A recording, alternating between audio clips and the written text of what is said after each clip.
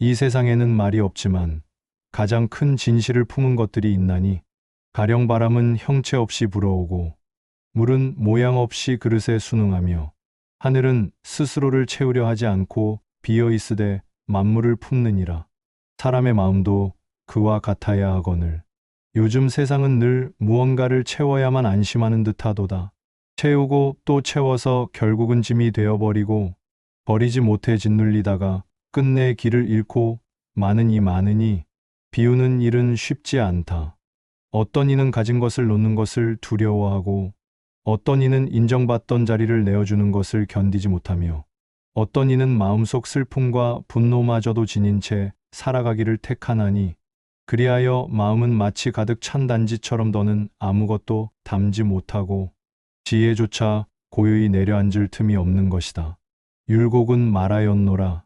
가득 차 있으면서도 부드러운 것이 있고 비어 있으면서도 충만한 것이 있으니 그윽한 대나무 속은 비어 있으되 소리를 내며 가을 하늘은 비었으되 별빛을 품나니 사람 또한 그러해야 하리라.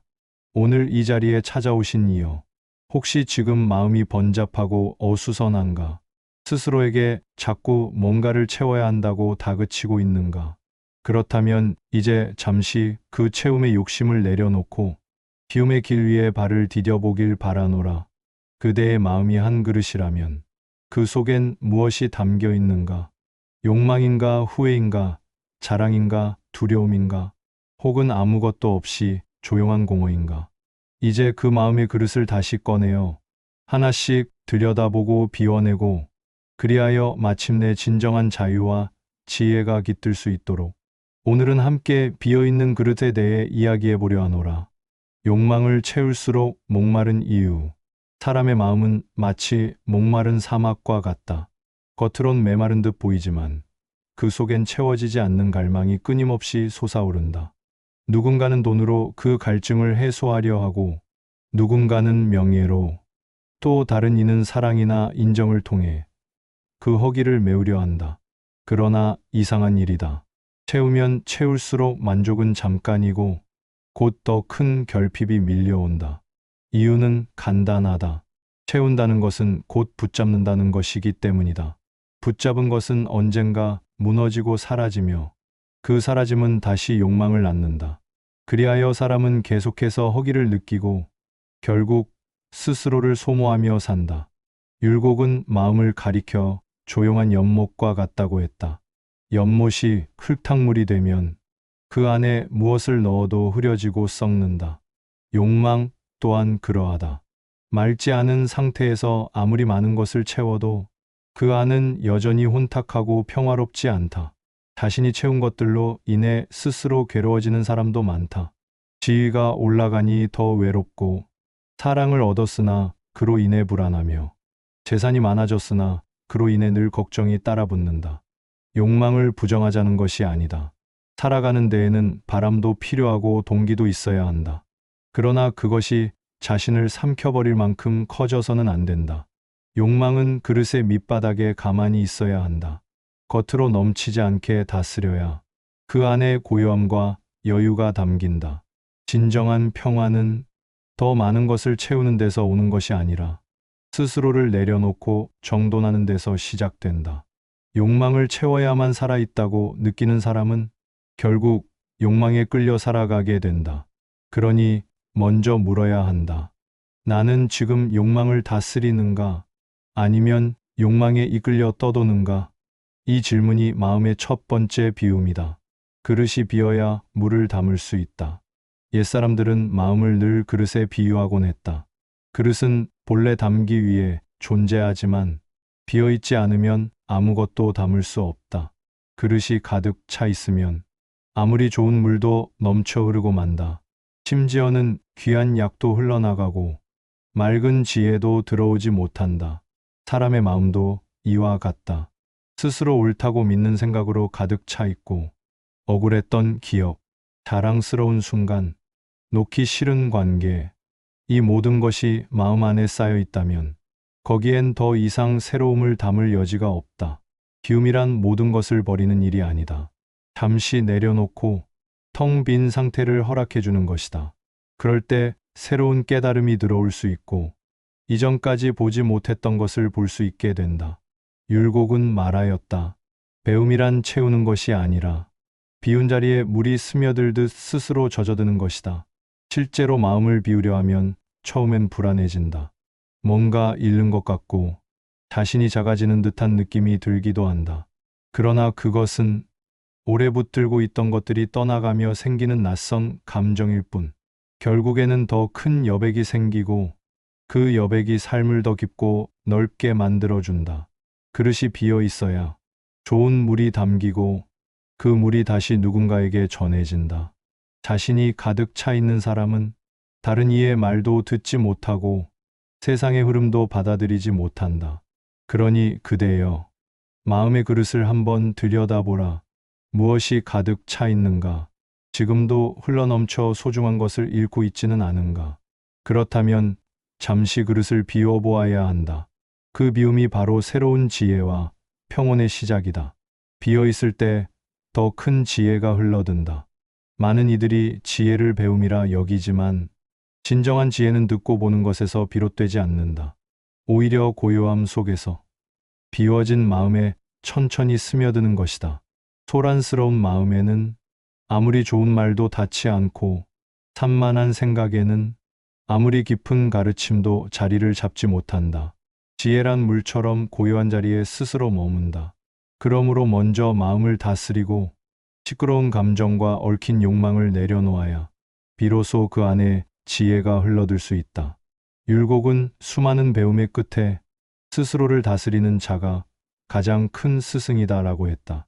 타인의 말은 일시적인 가르침이지만 자신의 마음에서 우러나는 통찰은 삶 전체를 바꾸는 힘이 되기 때문이다. 그런 지혜는 책에서 얻어지는 것이 아니라 조용히 걷는 길에서, 침묵 속의 관찰에서, 홀로 있는 시간 속에서 서서히 자란다. 비움이 없다면 그 모든 순간도 그저 지나가는 시간일 뿐이다. 그러나 마음이 비어 있다면 그 한순간에도 세상은 깊은 울림으로 다가온다. 그 소리를 들을 수 있는 사람만이 삶의 이면을 깨달을 수 있다. 사람은 누구나 삶의 갈림길 앞에서 무엇을 선택해야 할지 혼란스러울 때가 있다. 그럴 땐 무언가를 더 알아야겠다고 애쓰기보다 잠시 멈추고 조용히 자신을 들여다볼 일이다. 그 안에 이미 해답이 있을 수도 있다. 지혜는 밖에 있는 것이 아니라 비어있는 내면의 여백에 스스로 자리 잡는다. 그 여백은 억지로 만들 수 없으며 채우는 것보다 내려놓는 용기에서 비롯된다. 그러니 그대는 오늘 하루만이라도 마음을 조용히 비워보라. 그리하면 아무도 주지 못했던 지혜가 조용히 그대 안으로 스며들 것이다.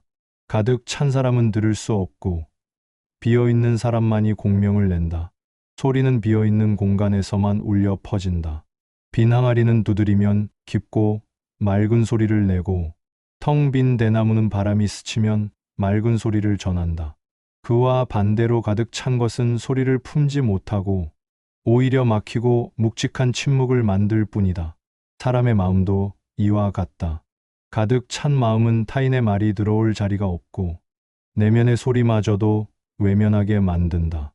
자신의 생각으로 가득한 사람은 남의 말을 듣지 못하고 삶이 보내는 신호조차도 지나치기 쉽다. 누군가와 깊은 대화를 나눌 때 그가 조용히 들어줄 줄 아는 사람이라면 말하는 이는 자연스럽게 속마음을 털어놓게 된다. 그것은 듣는 이의 마음이 비어있기 때문이다. 비어있음은 타인을 위한 자리요, 배려의 시작이며 진실한 관계의 밑바탕이다. 율곡은 큰 인물일수록 말이 적고 묵묵히 듣는 태도를 갖춘다고 하였다. 자신을 채운 사람은 스스로를 자랑하기에 바쁘고 남을 판단하기에 앞서지만 비운 사람은 타인의 고통을 비춰볼 거울이 되며 그 안에서 함께 울고 함께 깨닫는다. 그릇도 비어 있어야 향기를 담을 수 있듯 사람도 비어 있을 때 그윽한 울림을 낸다. 그 울림은 말보다 깊고 침묵보다 따뜻하다. 한 걸음 물러서서 들어보라. 지금 당신의 마음은 공명을 내는 빈 그릇인가? 아니면 스스로의 소리로 가득 차 그 어떤 울림도 담지 못하는 꽉 찬 덩어리인가? 들으려는 마음, 비워진 자리에 생기는 울림. 그것이 진정한 이해이며 사람과 사람 사이에 다리를 놓는 일이다. 가득 찬 이는 자기만을 본다. 비운 이는 타인을 비춘다. 그 차이는 말보다 깊고 지혜보다 오래 남는다. 비움은 폭이나 무기력이 아니라 깊은 자유다. 사람들은 종종 비운다는 말을 오해한다. 무언가를 포기하거나 의욕 없이 살아가는 태도라 여기기도 하고 현실을 감당하지 못한 체념이라 받아들이기도 한다. 그러나 비움은 그런 것이 아니다. 비움이란 쥐고 있던 것을 조용히 내려놓는 일이며 스스로를 다시 자유롭게 만드는 선택이다. 어떤 이는 말한다. 모든 것을 놓아버리면 무의미하지 않느냐고. 그러나 그 질문은 놓지 못한 자의 두려움에서 비롯된 것이다. 비워보지 않은 사람은 비움의 가치를 알지 못한다. 가득 쥔 자만이 불안하고 놓을 줄 아는 사람만이 고요하다. 율곡은 말하였다. 참된 공부란 채움이 아니라 스스로를 정돈하는 일이며 혼탁한 것을 맑게 하고 어지러운 것을 가지런히 하는 것이다. 지금 내가 안고 있는 것들, 그 안엔 진정 내게 필요한 것이 얼마나 되는가? 혹시 남들이 부러워하니 지니고 있는 것은 아닌가? 혹은 잃을까봐 불안해서 놓지 못하고 있는 것은 아닌가? 비움은 스스로를 작게 만드는 것이 아니라 참으로 큰 것을 담기 위한 준비이다. 채우는 삶은 외부를 향하지만 비우는 삶은 안으로 향한다. 밖에서 구하던 것을 안에서 발견하고 어지럽던 삶의 균형을 되찾게 하는 것. 그것이 비움이 주는 깊은 자유이다. 가진 것을 덜어내야 걸음을 가볍게 할 수 있고 마음을 비워야 생각이 맑아지며 쥐고 있던 것을 놓아야 두 손으로 새로운 것을 받아들일 수 있다. 세상은 끊임없이 소유하라고 말하지만 진짜 자유는 그 반대편에서 시작된다. 더 갖지 않아도 괜찮다고, 지금으로도 충분하다고 말할 수 있을 때 비로소 삶은 자유로워진다. 비움은 패배가 아니다. 비움은 초월이다. 그 초월이야말로 진정한 평온을 만드는 길이다. 비어있음은 끝이 아니라 시작이다. 이제껏 살아오며 우리는 얼마나 많은 것을 품어왔는가? 기억도 많고, 사람도 많고, 욕심도 많고, 후회도 많았다. 그래서 늘 마음이 복잡하고 무거웠다. 그러나 그 모든 것을 꼭 품고 살아야 할 이유가 있을까? 꼭 쥐고 있어야 평안한 것일까? 채워야만 내가 나답다고 할 수 있는 것일까? 비어있는 그릇처럼 살라는 말은 모든 것을 비워내고 무감하게 살라는 뜻이 아니다. 오히려 그 비움 안에서 진정 필요한 것들만 분별하고 내가 누구인지 선명히 알게 되는 길이다. 우리는 살아가며 수없이 선택하고 수없이 쌓는다. 그러나 삶이 깊어질수록 비우는 일이 더 중요해진다.